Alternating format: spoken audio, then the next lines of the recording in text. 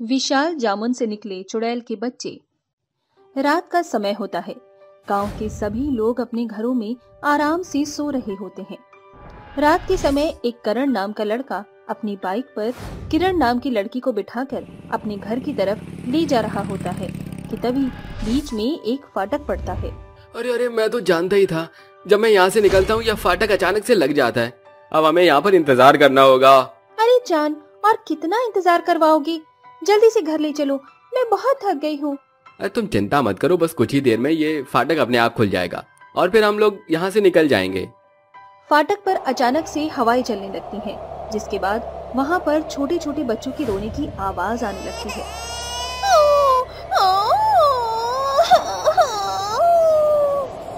तभी करण को ये बच्चों के रोने की आवाज सुनाई पड़ती है और वो पीछे बैठी हुई अपनी गर्लफ्रेंड किरण से कहता है, अरे मुझे यहाँ पर बच्चों के रोने की आवाज आ रही है, क्या तुम्हें भी किसी बच्चे की रोने की आवाज आ रही है? किरण उसकी बात का कोई जवाब नहीं देती। फिर वो चुपचाप बैठा फाटक के खुलने का इंतजार कर रहा होता है। तभी करण दोबारा से कहता है, मैं सोच रहा था कि क्यों ना मैं तुम्हारी और अपनी शादी की बात अपने माता पिता से करूं। मैं तुम्हें बहुत पसंद करता हूँ, क्या तुम भी मुझसे प्यार करती हो? किरण उसकी इस बात का भी कोई जवाब नहीं देती, जिसके बाद करण बहुत ज्यादा परेशान हो जाता है और गुस्से से पीछे की तरफ मुड़कर देखता है और कहता है, अरे मैं क्या पागल हूँ जो तुमसे इतनी देर से बात कर रहा हूँ? क्या तुम्हें मेरी आवाज ही नहीं सुनाई दे रही? जैसे ही करण पीछे मुड़कर देखता है, उसे अपने पीछे एक बहुत ही भयानक चुड़ैल बैठी हुई नजर आती है, जिसके बाद वो बहुत बुरी तरह डर जाता है और डरते डरते बाइक से उतर जाता है। जैसे ही बाइक से उतरता है, चुड़ैल अचानक से गायब हो जाती है, जिसके बाद चारों तरफ अचानक से बच्चे के रोने की आवाजें आने लगती हैं।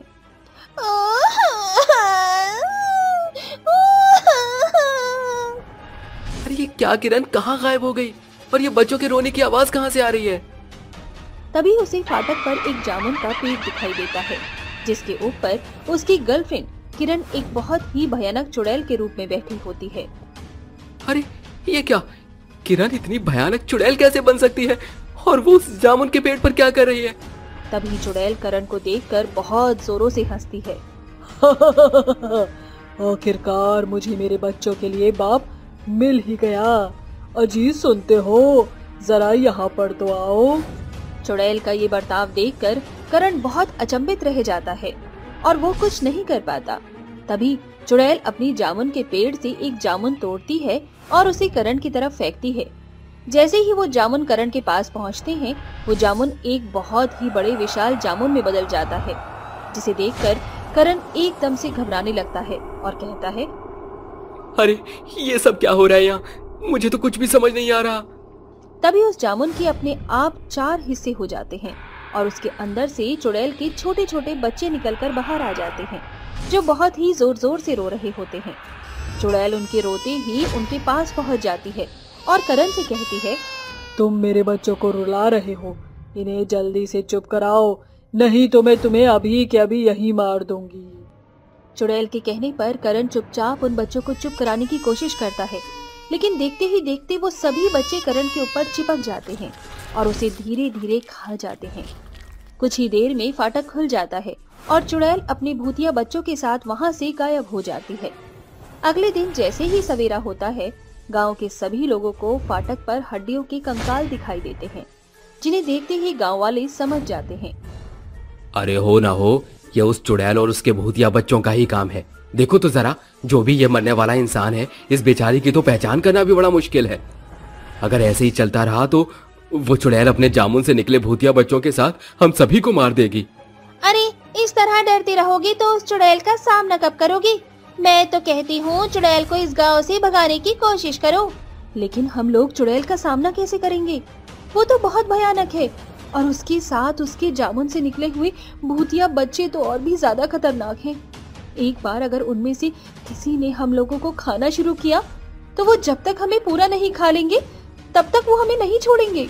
मैं एक बहुत ही प्रसिद्ध तांत्रिक बाबा को जानता हूँ, वो ऐसी चुड़ैल को बहुत अच्छे से वश में कर लेते हैं। मैं आज ही उन्हें अपने गांव में बुला लूंगा। राकेश की बात सुनकर गांव के सभी लोग उसकी बात पर सहमत होते हैं, जिसके बाद शाम होते होते राकेश तांत्रिक बाबा को लेने के लिए निकल जाता है। रात के समय राकेश तांत्रिक बाबा को उसी फाटक पर लेकर पहुंचता है।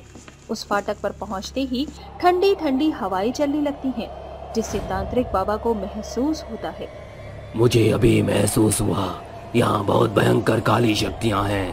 हम बहुत ही मुश्किल से उनका सामना कर पाएंगे। ये सुनते ही राकेश तांत्रिक से कहता है, बाबा, आप तो बहुत प्रसिद्ध बाबा हो, हमारे गांव को बचा लो। मैं आपके आगे हाथ जोड़ता हूँ। आपके अलावा हमारी और कोई दूसरी उम्मीद नहीं है। हमारी उम्मीद को मत तोड़ो और हमें चुड़ैल से मुक्ति दिला दो। तुम चिंता मत करो बालक, मैं कुछ ना कुछ जरूर करूँगा। ऐसा कहकर तांत्रिक अपनी झोले से 2 हड्डियां निकालता है और उनके ऊपर मंत्र पढ़ना शुरू करता है। वक्रतुंड महाकाय सूर्यकोटि समप्रभा निर्विघ्नं कुरु मे देव सर्वकार्येषु सर्वदा।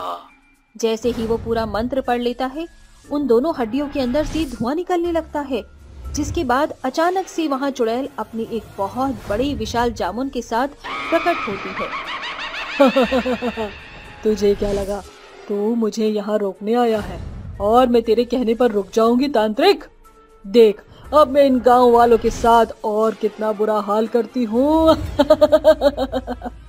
आखिर तू ऐसा क्यों कर रही है? इन सब के पीछे क्या वजह है? मैं तुम्हें क्यों बताऊं मेरे साथ क्या हुआ? वो सिर्फ मैं जानती हूँ। मैं किसी को कुछ नहीं बताऊंगी। जब तक बताओगी नहीं तो तुम्हें और तुम्हारे बच्चों को मुक्ति कैसे मिलेगी? मुझे मुक्ति नहीं चाहिए, मुझे तो बदला चाहिए। तांत्रिक कई बार चुड़ैल से पूछने की कोशिश करता है, लेकिन चुड़ैल उसे नहीं बताती, जिसके बाद तांत्रिक मंत्रों का जाप करना शुरू कर देता है। मंत्र के जाप से चुड़ैल के कानों में दर्द होने लगता है और वो तड़पते हुए कहती है, ऐसा मत करो, मैं तुम्हारे आगे हाथ जोड़ती हूँ, मुझे छोड़ दो, मुझे जाने दो। अब सीधी तरह मुझे ये सब कुछ सच सच बता दे, नहीं तो आगे इससे भी बहुत ज्यादा बुरा करूँगा। नहीं नहीं, मैं सब कुछ सच बताती हूँ। कुछ समय पहले की बात है, मैं इस पेड़ से जामुन तोड़कर गांव में बेचा करती थी। इससे मेरा अच्छा खासा गुजारा हो जाया करता था। वहीं दूसरी तरफ मेरे पास अनाथालय के कुछ अनाथ बच्चे भी थे। जब मैं अनाथालय में नौकरी करती थी तो इन सभी बच्चों को मुझसे बहुत लगाव हो गया था। जब मैंने वहां से नौकरी छोड़ी तो ये बच्चे मेरा पीछा करते करते मेरे घर तक पहुंच गए, जिसके बाद मुझे इन बच्चों पर ममता आ गई और मैं जामुन बेचकर अपने साथ साथ इन बच्चों का भी ख्याल रखने लगी। लेकिन ये सब गांव वालों को अच्छा नहीं लग रहा था और उन्होंने मुझे जामुन के पेड़ से जामुन तोड़ने के लिए मना कर दिया। मैं उनके सामने बहुत गिड़गिड़ाती रही, लेकिन उन्होंने मेरी एक नहीं सुनी, जिसकी वजह से मुझे कई दिन अपने अनाथ बच्चों के साथ भूखा ही गुजारा करना पड़ा। जब हमसे बर्दाश्त नहीं हुआ तो मैं अपने इन सभी अनाथ बच्चों को इस जामुन के पेड़ के पास ले आई और इनके साथ साथ अपनी भी फांसी लगा दी। लेकिन मरने के बाद हमें मुक्ति नहीं मिली। तुम्हारे साथ जो हुआ वो बहुत बुरा हुआ, लेकिन इसमें गांव के सभी लोगों की तो गलती नहीं है। कुछ चंद लोगों की गलती के लिए तुम गांव के सभी लोगों को क्यों परेशान कर रही हो? मेरी बात मानो और यहाँ से चली जाओ। ठीक है, मैं यहाँ से हमेशा के लिए चली जाऊंगी, लेकिन मैं यहाँ से मुक्त नहीं हो पा रही हूँ। तुम चिंता मत करो, तुम्हें यहाँ से मुक्ति दिलाने के लिए मैं तुम्हारी सहायता करूँगा। अगले दिन सवेरे तांत्रिक बाबा एक बहुत बड़ा हवन शुरू करता है और जैसे ही हवन पूरी तरह संपन्न हो जाता है, चुड़ैल अपनी विशाल जामुन के साथ वहाँ से हमेशा हमेशा के लिए गायब हो जाती है। जादुई रोटियां। सरजू का एक खाने का ढाबा था जिसकी कमाई पर ही घर की आर्थिक जरूरत आश्रित थी। सवेरे के 8 बज गए, नवाबजादे उठे कि नहीं?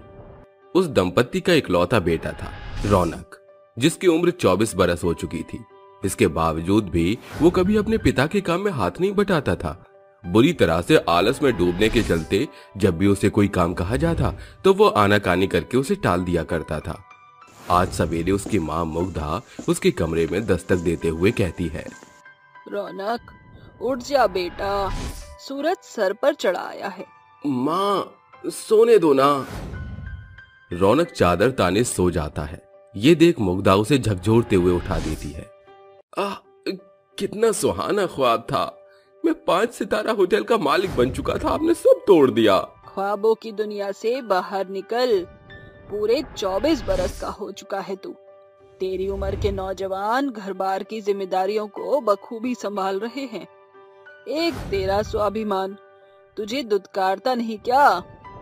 नौजवान बेटे के रहते तेरे पिता पूरा दिन अकेले ढाबा संभालते हैं। माँ, जब तक आप मुझे हर सवेरे ये ताने नहीं मारती, आपके पेट का पानी नहीं पचता क्या? कभी कभी तो मुझे यकीन ही नहीं होता कि आपने मुझे अपनी ही कोख से जन्म दिया है। रौनक की भड़ास देखकर मुग्धा के सब्र का बांध टूट पड़ता है और वो गुस्से से झुंझलाकर उसे एक तमाचा जड़ते हुए कहती है, वाह मेरे लाल वाह, क्या खूब मोल चुकाया है तूने अपनी माँ की ममता का। मैंने कभी सोचा नहीं था कि तू अपनी माँ के दूध का कर्ज कुछ इस तरह चुकाएगा। मेरा इस घर में आपको रहना इतना ही खटकता है ना, तो जा रहा हूँ मैं यहाँ से। रौनक पैर पटकते हुए घर बार छोड़कर निकल पड़ता है। वो मीलों पैदल चलकर एक नदी किनारे आ बैठता है, जहाँ चारों ओर घना सन्नाटा छाया हुआ था। रोहन अपने अक्ष को पानी में देखते हुए कहता है, क्या मैं सचमुच इतना बुरा हूँ?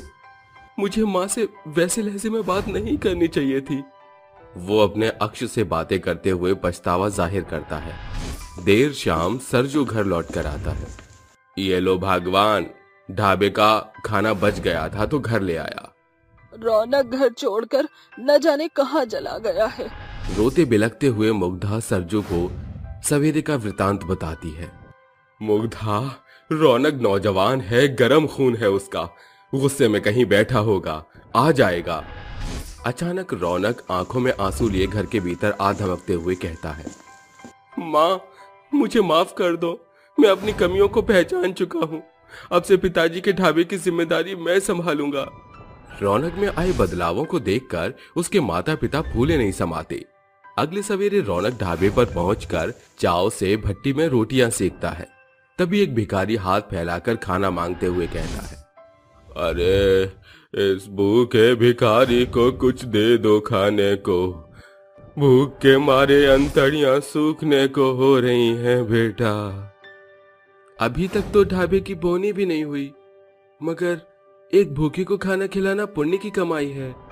वो खाने से सजी थाली भिखारी के आगे परोसता है।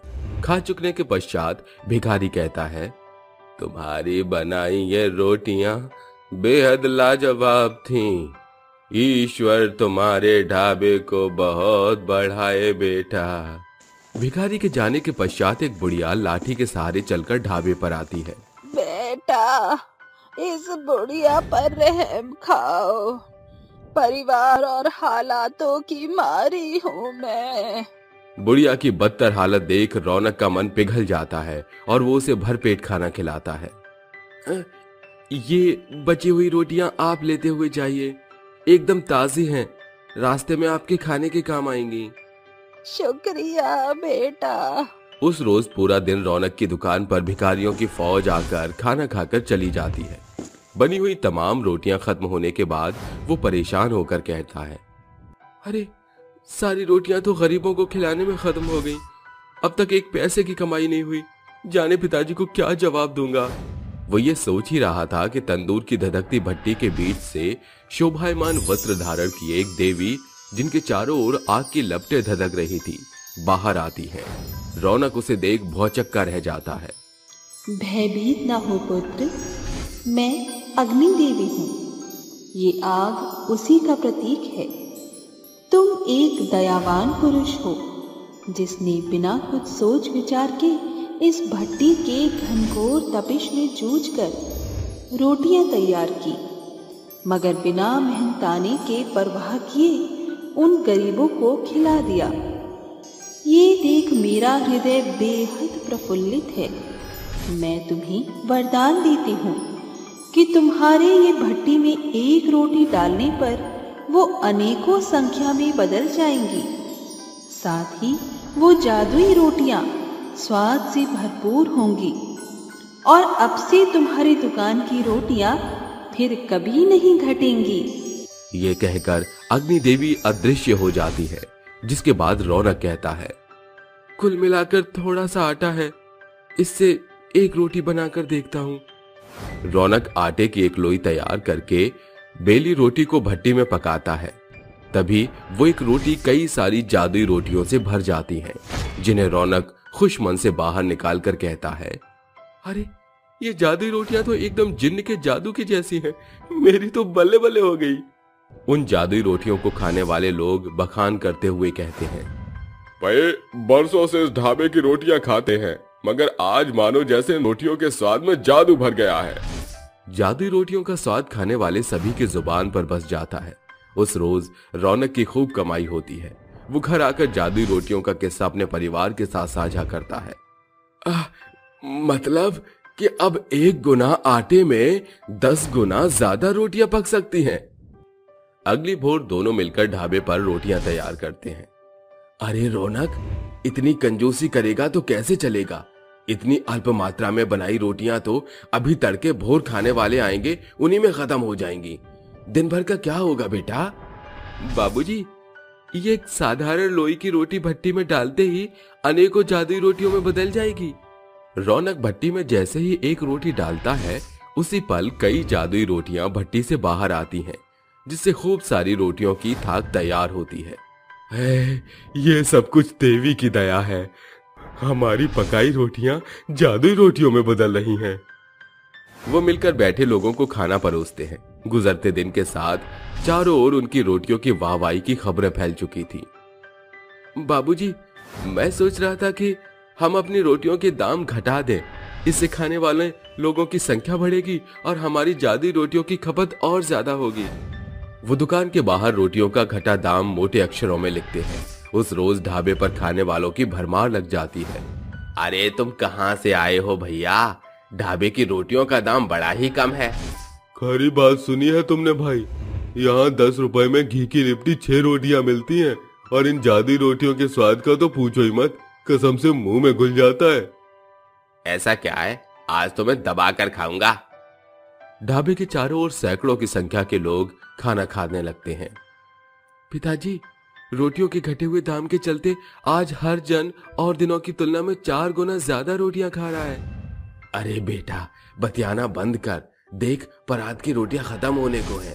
जैसे ही रोटियों की थाक खत्म होने को आती, देवी के वरदान के अनुसार परात जादुई रोटियों से लबालब भर जाती। अरे, अब ये जादुई रोटियों का कौन सा नया करिश्मा है? देवी ने कहा था कि ये जादुई रोटियां कभी नहीं घटेंगी। शायद ये उसी का प्रताप है। जादुई रोटियों के कारण उनका ढाबा पूरी तरह से जम जाता है, जिसे हर दिन उन्हें ताबड़तोड़ कमाई होती है, जिसके द्वारा वो बड़े से आलीशान घर की नींव रखते हुए काफी धनी हो जाते हैं और उस एक ढाबे से वो और भी कई खाने के ढाबे खोल लेते हैं। जहां दुनिया एक रोटी के लिए धूप, बरसात इत्यादि में भटकती है, आज हमने उन्हीं रोटियों से ये मुकाम हासिल किया है। आखिरकार हमारी रोटियां जादुई रोटियां जो हैं। इस तरह जादुई रोटियों की ये कहानी यहीं समाप्त होती है। 3 जादुई लंबी नाक वाली बहनें। धवलपुर गांव में श्लाखा, मौलिका और रुबीना नाम की 3 बहनें एक पुराने से कच्चे बेरंग मकान में रहा करती थी। रसोई घर में चूल्हे पर चढ़ी सब्जी जल रही थी, जिसे सूंघते हुए श्लेखा बोलती है, पता था मुझे कि जरूर तुम दोनों का भरत मिलाप ही चल रहा होगा। अरे मेरी मंद बुद्धि बहनों, तुम्हारी चपटी पिद्दी सी नाक के साथ आंखें भी बटन हो गई हैं क्या? वो तो गनीमत की मेरी लंबी नाक की सूंघने की क्षमता इतनी तेज है। शलाका, तुमको हर समय अपनी लंबी नाक की बड़ाई करने का और हमें शर्मिंदा करने का एक मौका चाहिए होता है। जब भी देखो अपनी लंबी नाक होने का बखान करती रहती हो। मेरी जलोकड़ी बहनों, मैं भली तरह जानती हूँ कि तुम दोनों मेरी लंबी नाक से जल बुनकर राख होती हो। जाने हमारे बीच खून का रिश्ता कैसे बन गया। मैं कहा मैदे की तरह एकदम गोरी चिट्टी, और वहीं तुम दोनों कोयला खदान। ऊपर से आड़ी टेढ़ी नाक तुम दोनों की। चपटी नाक एकदम समतल पठार के जैसा है, और मेरी नाक एकदम चूरी जैसी धारदार और सुंदर नयन नक्श की मालकिन। श्लाखा, भले ही तुम रूपवती हो, लेकिन तुम्हारा दिल एकदम मैला है। घर में एक बूंद भी पानी नहीं है। श्लाखा, आज कुएं से पानी भरने की बारी तो तुम्हारी थी ना। अरे मेरी कुरूप मंद बुद्धि बहनों, मैं धूप में अपने चांद से सुंदर चेहरे को झुलसाना नहीं चाहती। ये नौकर वाले काम तुम पर ही जचते हैं। दोनों बहनें गगरी उठाकर पानी भरने के लिए कुएं पर पहुंचती हैं, जहां कुएं के किनारे एक तपस्वी घायल हाल में बेसुध पड़ा मदद की गुहार लगा रहा था। अरे अरे, कोई मेरी मदद करो, कोई तरस खाओ। रुबीना, ये तो कोई तपस्वी जान पड़ते हैं। इनके हाथ पाँव में तो बड़ी गंभीर चोट आई है और ये प्यासे भी प्रतीत हो रहे हैं। दोनों बहनें हड़बड़ी के साथ कुएं से गागर भर के तपस्वी को पानी पिलाकर उसके घाव पर कपड़ा बांधती हैं। तपस्वी अंजुरी ओढ़कर पानी पीकर कहता है, तुम्हारा बहुत बहुत शुक्रिया बच्चियों, तुमने मुझ प्यासे को पानी पिलाया। इसमें शुक्रिया कैसा बाबा, ये तो हमारी खुशकिस्मती है। एक तपस्वी की जान बचाना तो बड़े पुण्य का काम है। देरी जान पड़ने पर श्लाखा भी उनके पीछे कुएं पर आ पहुंचती है। तभी तपस्वी जमीन से गायब होकर एक विशाल देवता का रूप धरकर कहता है, तुम दोनों भले मन की युवती हो, मुझे इस अवतार में देख अचंभित न हो। वो मात्र एक परीक्षा थी जिसमें तुम दोनों सफल हो चुकी हो। मांगो, क्या वरदान चाहती हो? बाबा, हमारी कुरूपता और भद्दी नाक के चलते हमारी रूपवती बहन शलाखा हमें अपने पैरों की धूल की तरह रौंदती है। देवता अपनी हथेली उनकी ओर करते हुए कहते हैं, मैं तुम दोनों को वरदान देता हूँ कि अब तक तुम्हारी ये छोटी चपटी नाक जो तुम्हारी शर्मिंदगी का कारण बनी हुई थी, वो एकदम धारदार लंबी खूबसूरत नाक में बदल जाएगी और तुम्हारे कहने के मुताबिक वो जादुई नाक में बदलकर सोना और हीरा बरसाएगी। अचानक दोनों बहनें तेज रोशनी से भर जाती हैं और उनकी भद्दी नाक एकदम लंबी खड़ी सुंदर आकार की होने के साथ उनका नया नक्श एक अप्सरा में बदल जाता है। बाबा, आपका बहुत बहुत शुक्रिया। एक देवता होकर आप मेरे साथ ऐसी ज्यादती नहीं कर सकते। मुझे भी इन दोनों की तरह एकदम लंबी जादुई नाक चाहिए। मैं तुम्हें वरदान नहीं बल्कि अभिशाप देता हूँ कि जिस सुंदर रूप और लंबी नाक पर तुम्हें गुमान है, वो इसी क्षण खूबसूरती से बदसूरती में बदल जाए। नहीं नहीं, मुझे कुरूप मत बनाइए, मुझे क्षमा कीजिए। मैं अब से ऐसा कभी नहीं करूंगी। ये सब देखकर देवता कहता है, ठीक है, तुम्हारे पछतावे को देखते हुए मैं तुम्हें वरदान देता हूँ कि तुम भी जादुई लंबी नाक की वारिस ठहरो, किंतु तुमने इसका सदुपयोग छोड़ दुरुपयोग किया तो ये जादू तुमसे दूर हो जाएगा। तीनों बहनें अपनी जादुई लंबी नाक को पाकर हंसी खुशी गांव लौटने लगती हैं। तभी उनकी नजर एक आग लगे घर पर पड़ती है। अरे कौन हमारी मदद करो, चौबे जी घर के अंदर फंस गए हैं। हमें इनकी मदद करनी चाहिए। अरे हम क्या कोई फायर ब्रिगेड वाले हैं जो इस आग को बुझा दे? क्या तुम भूल गई श्लाखा, हमारे पास जादुई नाक तो है जिससे हम उस आदमी को बाहर निकाल सकते हैं। तीनों अपनी जादुई नाक से मदद की मांग करती हैं और उनकी नाक रस्सी की नाई लंबी होकर उस इंसान को लपेटकर बाहर खींच लाती है। हारी बिटिया, तो हार बहुत है, धन्यवाद। परी करिश्मा कैसन की? काकी, दरअसल हम तीनों बहनों को आज ही जादुई लंबी नाक का वरदान प्राप्त है। अरे चौबे जी, आप माथे पर हाथ धरकर काहे बैठे हैं? क्या करूं, एक एक तिनका जोड़कर कितनी मुश्किल से इस घर को खड़ा किया था। अरे मेरी आंखों के सामने सब कुछ खाक हो गया। आपने वो कहावत नहीं सुनी, जान बची तो लाखों। खैर, अभी भी कुछ नहीं बिगड़ा। रुकिए, जादुई नाक, हमें तुम्हारी मदद की जरूरत है। तीनों बहनों की नाक एकदम लंबी बड़ी होकर सोना, पैसा और हीरो की बौछार करते हुए कहती हैं, इन सोने हीरो को बेचकर आप एक नया घर खड़ा कर सकते हैं। तुम्हारी जादुई नाक के कारण तुमने हमारी मुश्किलों को चुटकियों में निपटा दिया। तुम्हारा शुक्रिया। तीनों बहनें अपनी जादुई नाक की सराहना सुनकर घर लौट आती हैं। अब जब हम तीनों जादुई नाक वाली बहन हैं, तो हम इस टूटी फूटी झोपड़ी में क्यों रहेंगे? क्यों ना हम अपने लिए भी एक नया आशियाना बनाएं? पहली बार तुमने पते की बात की है। ए हमारी प्यारी जादुई नाक, हमको सोना, हीरा और पैसा दो।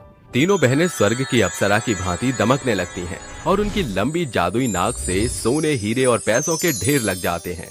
हमारी ये जादुई नाक किसी हीरे की खान से कम नहीं। इतने धन से तो हम एक पूरा गांव खड़ा कर सकते हैं, सैकड़ों आलीशान घर बनाकर। अपनी जादुई नाक से मिले धन को बेचकर तीनों गांव में सबसे आलीशान घर की नींव डालकर रानियों की जैसी जिंदगी बिताने लगती हैं। एक रोज गांव में एक बुढ़िया आती है। दे दाता के नाम तुझको अल्लाह रखे, तुझको रखे राम, अरे कोई है इस बड़े घर का बड़े दिल वाला। बुढ़िया की गुनगुनाती आवाज सुन तीनों बहनें बाहर आकर निकलकर कहती हैं, अरे कौन हो आप? भाग्य की मारी भिखारन हूँ। कल मेरी बिटिया का ब्याह है, चंदा मांगने आई हूँ। पाप का बोझा उतर जाए, फिर भले मर भी जाऊं तो अफसोस नहीं रहेगा। आप एकदम सही जगह पर आई हैं। रुकिए। तीनों बहनें आंखें बंद करती हुई अपने नाक को स्पर्श करते हुए कहती हैं, ए हमारी जादुई नाक, हमें तुमसे मदद चाहिए। अगले ही पल तीनों बहन की नाक एकदम लंबी जादुई नाक में ढलकर सोना, हीरा और पैसा बरसाती है। बुढ़िया ये देखकर भौचक्की रह जाती है। अरे तुम तीनों जादूगरनी हो क्या? धन की देवी की दूत? वो आप भूल जाइए। ये सब आप रख लीजिए। इनसे ना सिर्फ आप अपनी बेटी की धूमधाम से शादी कर पाएंगे, बल्कि अपने बुढ़ापे के जीवन को अच्छे से गुजार पाएंगी। अब भविष्य में आपको किसी के आगे हाथ फैलाना नहीं पड़ेगा। तुमने इस गरीब बुढ़िया की झोली भर दी, ईश्वर तुम्हें खूब बढ़ोतरी दे। बुढ़िया सोना, हीरा और पैसा लेकर चली जाती है। समय ऐसे ही गुजरता चला जाता है।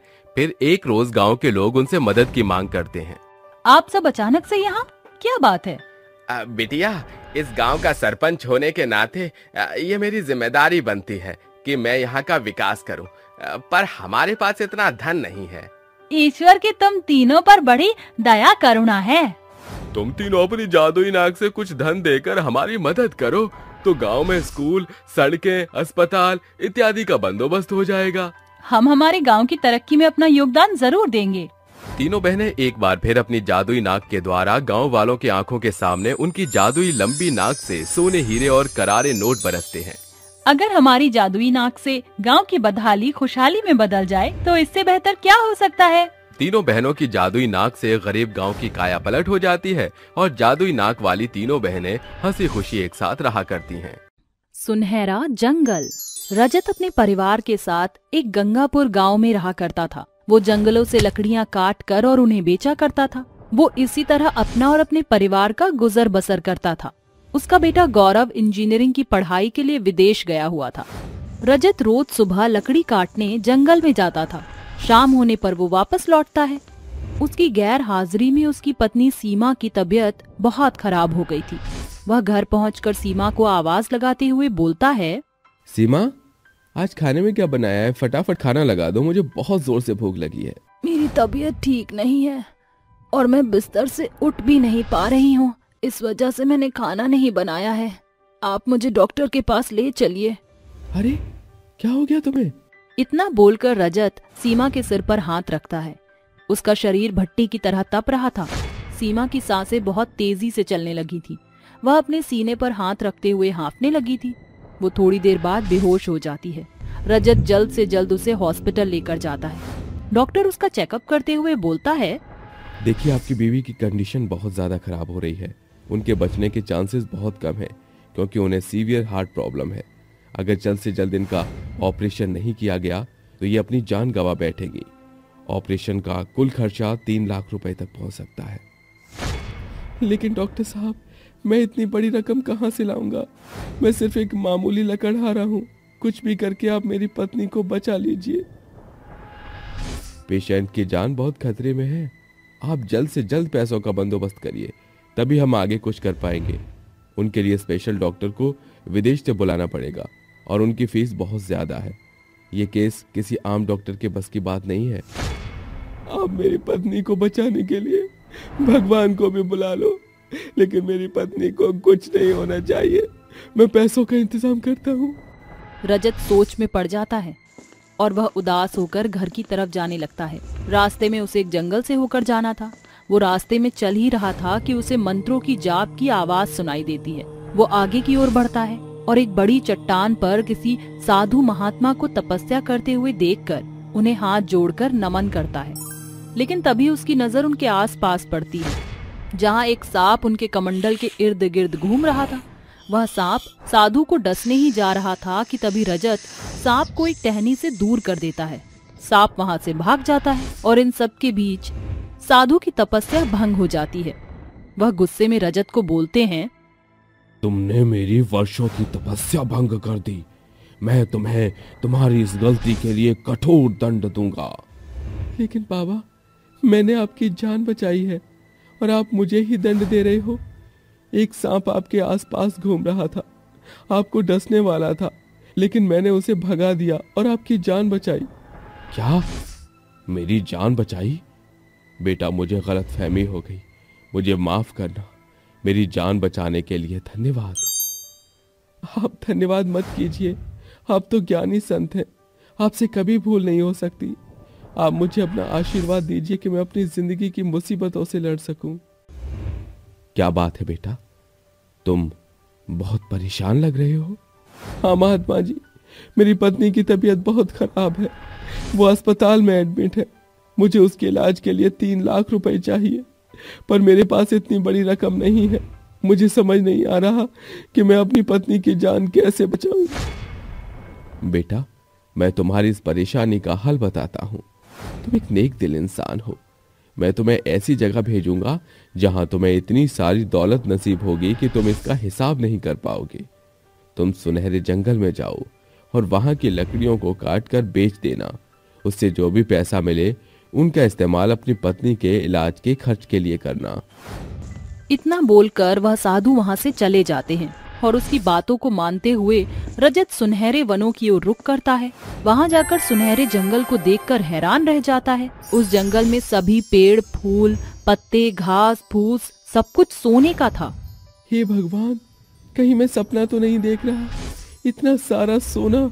मैं सोने की लकड़ियों को बेचकर बहुत पैसा कमा लूंगा और अपनी पत्नी का इलाज कराऊंगा। उसके मन में अपनी पत्नी को बचाने की एक नई उम्मीद जागती है। वह अपनी कुल्हाड़ी से सोने के पेड़ों को काट कर उन्हें सुनार की दुकान पर बेच देता है। उसे सोने की लकड़ियों की बहुत मोटी कीमत मिलती है, जिसे लेकर वह अस्पताल की ओर जाता है। अस्पताल के काउंटर पर ऑपरेशन के लिए पैसा जमा कराकर रजत डॉक्टर से मिलता है। डॉक्टर ऑपरेशन की जिम्मेदारी लेते हुए बोलता है, आप चिंता मत कीजिए, आपकी पत्नी को कुछ नहीं होगा। मैंने सीनियर डॉक्टर को फोन करके बुला लिया है, वो किसी भी समय आते ही होंगे।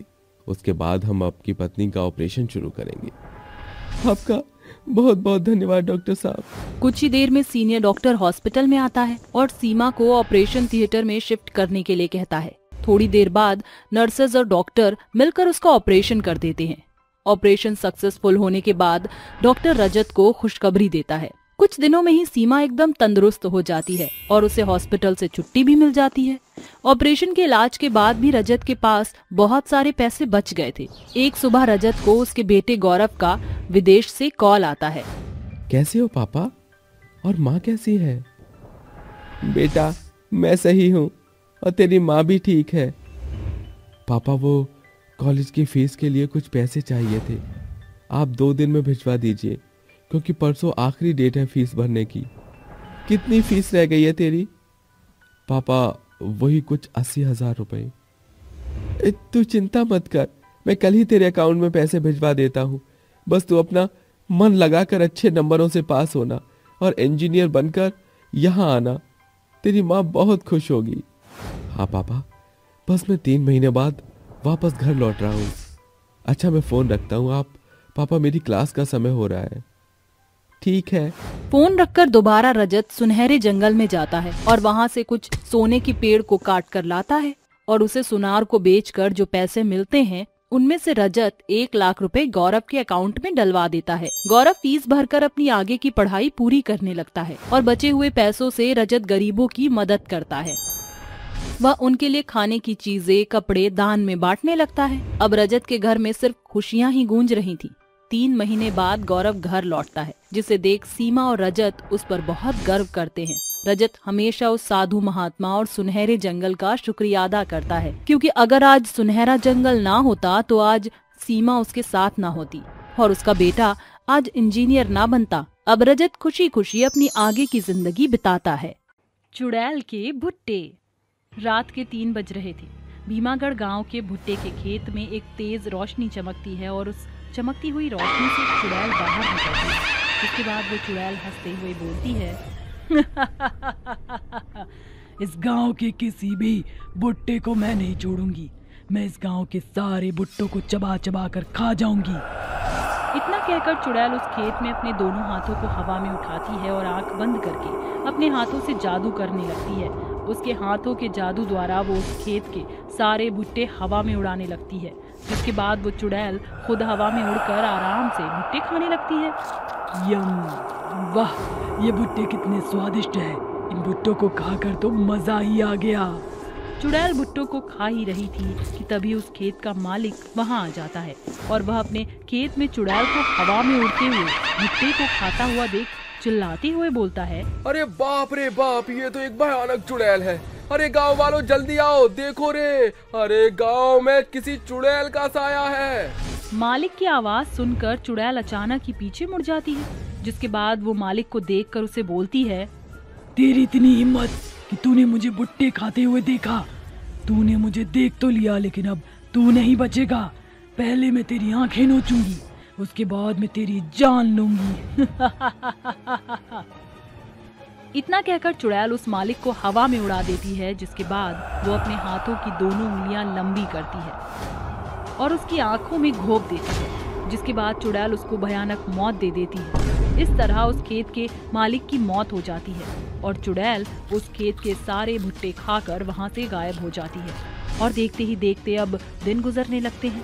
उस गांव में आए दिन लोगों के भुट्टे गायब होने लगे और अगर उस चुड़ैल को कोई भी इंसान भुट्टा खाता हुआ देख लेता तो वह चुड़ैल उसको जिंदा नहीं छोड़ती। भुट्टों का खत्म होना और साथ ही साथ इंसानों के मरने की संख्या भी बढ़ती, ये देख सभी गांव वाले इकट्ठा होते हैं और आपस में बोलते हैं, आखिर हमारे गांव में भुट्टों की चोरी कौन कर रहा है? हमें इस राज से पर्दा हटाना ही होगा। आखिर कौन है जो हमारे गांव में भुट्टे चुरा रहा है? अरे यार, भुट्टे साथ में हमारे गांव के लोग भी मारे जा रहे हैं। आखिर इन सब के पीछे कौन है? किसका हाथ है इन सब के पीछे? जो भी हो, हमें इसका पता लगाना ही होगा। और वैसे भी यहाँ इस गांव में जो भी मरता है और हमारे भुट्टे जो चोरी होते हैं वो रात के समय ही होते हैं। अगर हमें इन सब के पीछे का राज पता लगाना है तो हमें आज रात गांव में ही रहना होगा और ये देखना होगा कि आखिर कौन है जो इस तरह की हरकतें कर रहा है। सभी लोग अब रेनू की बात से सहमत हो जाते हैं और रात होने का इंतजार करते हैं। कुछ समय बाद रात हो जाती है और एक बार फिर चुड़ैल वहां आती है और गांव के भुट्टों को खाने लगती है। वो भुट्टों को बड़े ही चाव से खा रही थी कि तभी गांव के लोग वहां आ जाते हैं और उसे देखकर गांव वाले बोलते हैं, अच्छा, तो ये कोई इंसान नहीं बल्कि एक चुड़ैल है जो भुट्टों को चुरा चुरा कर खाती है। अरे आज हमने तुझे रंगे हाथ पकड़ लिया, अब तू नहीं बचेगी। मेरा क्या होगा और क्या नहीं ये तुम लोगों को नहीं पता, लेकिन तुम्हारा क्या होगा शायद तुमने ये सपने में भी नहीं सोचा होगा। तुम लोगों ने मुझे भुट्टे खाते हुए देख बहुत ही बड़ी गलती कर दी। अब तुम लोग जिंदा नहीं बचोगे। तुम लोग मेरे भुट्टों को मुझसे नहीं छीन सकते और अगर किसी ने मुझसे मेरे भुट्टों को छीनने की हिम्मत करी तो मैं उसे बेरहमी से मारूंगी। गांव वाले और चुड़ैल बात कर ही रहे होते हैं कि तभी उन गांव वालों के बीच से मोहित, रोहित और रेनू तीनों दोस्त बाहर आते हैं और उससे बोलते हैं, आखिर तुम कौन हो और हमारे गांव के लोगों को इस तरह बेरहमी से तुम क्यों मार रही हो? अच्छा, तो तुम लोग आ ही गए। तुम लोग मुझे कैसे भूल सकते हो? आखिर तुम लोगों ने ही तो मेरी जान ली थी। नंदिनी, ये तुम हो? मेरी बहन, तुम इस तरह लोगों को क्यों मार रही हो? क्या तुम इस चुड़ैल को जानती हो? और अगर तुम सभी इस चुड़ैल को जानती हो तो कौन है और क्यों हमें परेशान कर रही है? ये तीनों तुम लोगों को कभी सच नहीं बताएंगे। मैं तुम्हें सारा सच बताती हूँ। 10 साल पहले की बात है। रेनू जो कि मेरी बहन थी, रोहित और मोहित, हम दोनों बहनों के दोस्त थे। हम चारों उस समय केवल 10 साल के थे। मुझे भुट्टा खाना बहुत ही ज्यादा पसंद था। एक बार जब भुट्टे वाला गली में आया तो मैंने अपने बचाए हुए पैसे से भुट्टे खरीद लिए, लेकिन इन लोगों ने मेरे भुट्टे को छीन कर छत पर भाग गए और मैं इन लोगों से अपने भुट्टे मांगती रही। मेरे भुट्टे मुझे वापस कर दो। नहीं, अब हम तेरे भुट्टों को वापस नहीं करेंगे। हम सभी लोग आपस में मिल बांट कर इस भुट्टे को बड़े ही मजे से खाएंगे। रेनू दीदी, देखो ना, ये क्या कह रहे हैं, मुझे मेरे भुट्टे दिलवा दो। अरे नंदिनी, तुम चिंता क्यों कर रही हो? ये लोग तो बस तुम्हारे साथ मजाक कर रहे हैं, ये खाएंगे नहीं, तुम चिंता मत करो। नंदिनी रेनू की बात नहीं सुनती, जिसके बाद नंदिनी मोहित और रोहित से छीना झपटी करने लगती है और इस तरह छीना झपटी में नंदिनी को धक्का लग जाता है और नंदिनी छत से नीचे गिर जाती है और इस तरह नंदिनी की मौत हो जाती है। इस तरह मेरी मौत हो गई। उस समय तो मैं बच्ची के भेष में मरी थी, लेकिन जैसे ही 10 साल बीते वैसे ही मैं एक भयानक चुड़ैल में तब्दील हो गई और अब मैं भुट्टों को चुरा चुरा कर खाती हूँ और इस बीच अगर मुझे कोई देख लेता है तो मैं उसे भी मार देती हूँ। नंदिनी, धोखाधड़ी में तुम नीचे गिर गई थी, तुम्हें किसी ने मारा नहीं, तो तुम इस तरह हम लोगों को मत मारो। तुम हम लोगों को आखिर परेशान क्यों कर रही हो? छोड़ दो हम सभी लोगों को। धोखे में मेरी जान नहीं गई थी, तुम लोगों ने जानबूझकर मुझे मारा था। और वैसे भी मैं यहाँ पर किसी को मारती नहीं, लेकिन जो मुझे भुट्टे को खाते हुए देख लेता है मैं बस उसे मारती हूँ, क्योंकि वो मेरा राज सबको बता देता। अब तो तुम्हारा राज सभी गांव वालों को पता चल गया कि तुम कौन हो अब तो तुम यहाँ मौत का गंदा खेल बंद कर दो।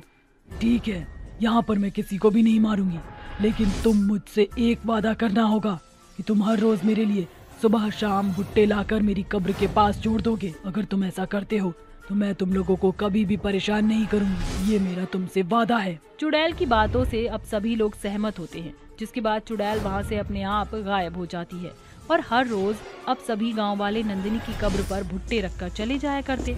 इस तरह अब चुड़ैल किसी भी गांव वाले को परेशान नहीं करती और सभी गांव वाले अब एक साथ खुशी से रहने लगते हैं।